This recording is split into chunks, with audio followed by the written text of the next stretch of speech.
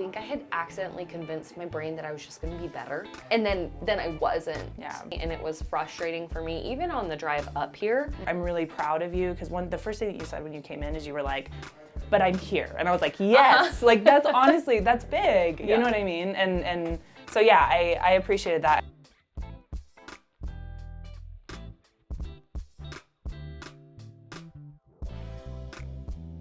Well, hi. Hello. How are you? Good. Last week you were, was it a harder week a little bit in the sense of like physically, like you had more, caught a bug or? Yeah, like deathly ill.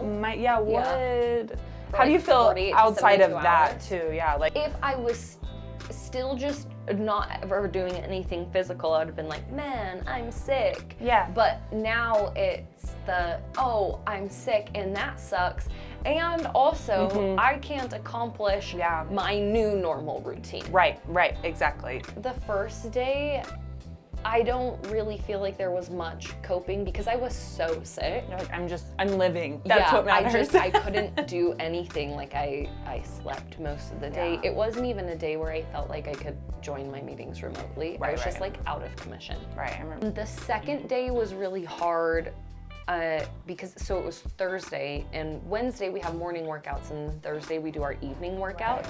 And so I didn't want to cancel Thursday because I'm like, I'm basically giving myself a day and a half. I think I had accidentally convinced my brain that I was just gonna be better. And then I wasn't. Yeah. And it was frustrating for me. Even on the drive up here, it ended up being fine and great because we just walked on the treadmill the whole time, which is super not what we had slated for the workout, but also considering it was the first even mildly physical activity I had been able to do for like a day and a half. It felt good to just move my body. Yeah. It's interesting because in this moment, it's like one of those things where it's like, well, I've got a coach and I've got a workout program. But real life, and the thing that I think is important to always connect is that adaptability to be like, my body won't be able to do exactly what I had planned for it this week. I'm really proud of you because the first thing that you said when you came in is you were like, but I'm here. And I was like, yes, like that's honestly, that's big. You know what I mean? And so yeah, I appreciated that. I really loved the flexibility of tracking.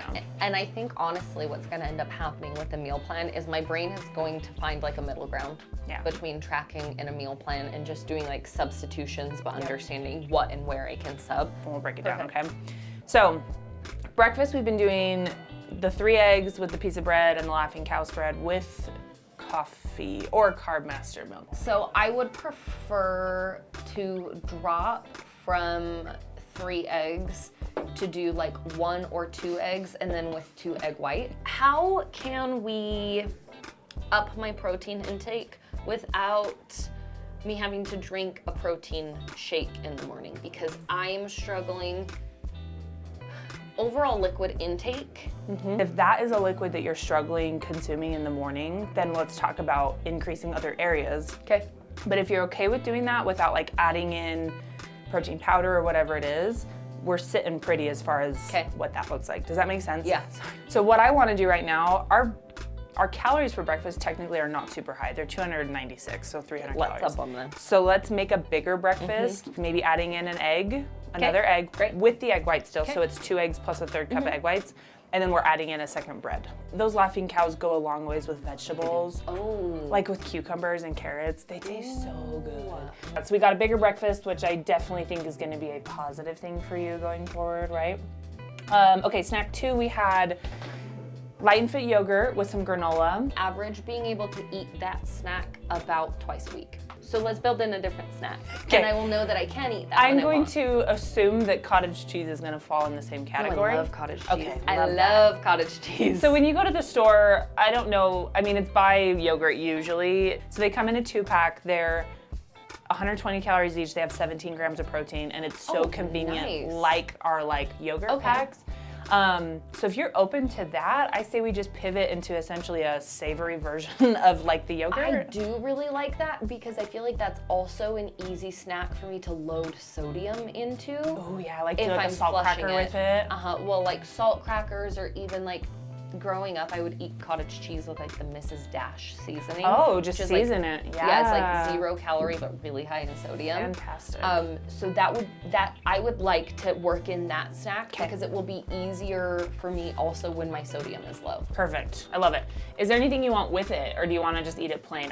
I typically kind of go for like a cracker option just to kind of dip through it and stuff like that. Yeah, maybe like a cracker option, or even, I don't know if this is something we even work in calorie-wise, but like a sliced cucumber. Treat it like a dip. Have you had like the baked Ritz before? Yes, I'll do those. Those are amazing. I'm going to liken your jerky to maybe like Old Trapper beef jerky that's not going to be like the Jack Link's that tends to get a little like carbohydrate heavy. If you are feeling hungry, I actually want you to try to utilize more of the cottage cheese option because it's higher in volume. Perfect. Versus... Would I ever be allowed to have a mango with my cottage cheese? Absolutely. Okay, perfect. Yeah.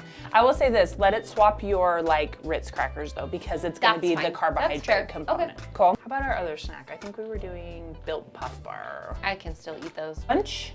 Lunch. Sandwich? Sandwich. We good with that? Yes. Okay. Do you want to... be best for me right now because I'm struggling with meal prep.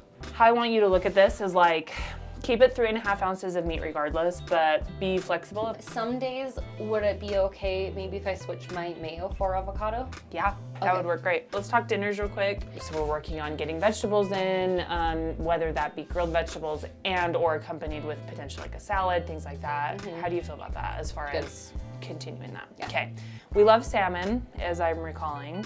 So we'll keep salmon as an option.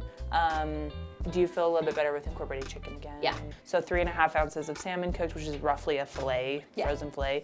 Do the same amount of chicken. And then just falling into, we have sweet potato, we have cooked rice, we also have quinoa, which I don't think you're gonna do the quinoa. Okay, is there a different carb you'd want in there, like tacos? Maybe corn tortillas?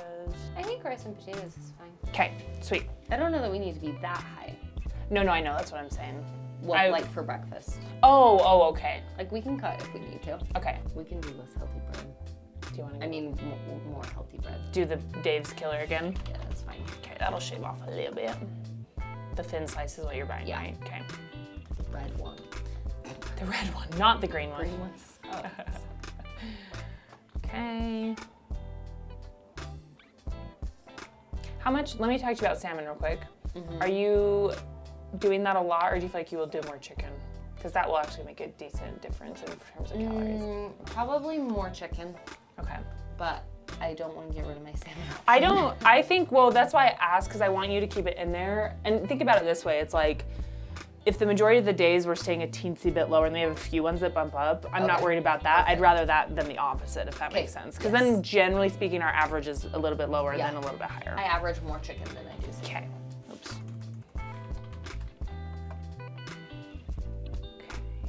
If we did, and dinners, traditionally speaking, how hungry are you? You're not crazy hungry, or?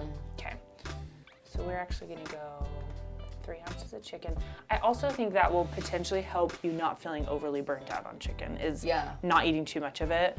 Again, 3 ounces. Think it will help me be able to like make sure that I'm eating my salad and my veggies. Good. Because sometimes I just skip those because I can't eat that much food.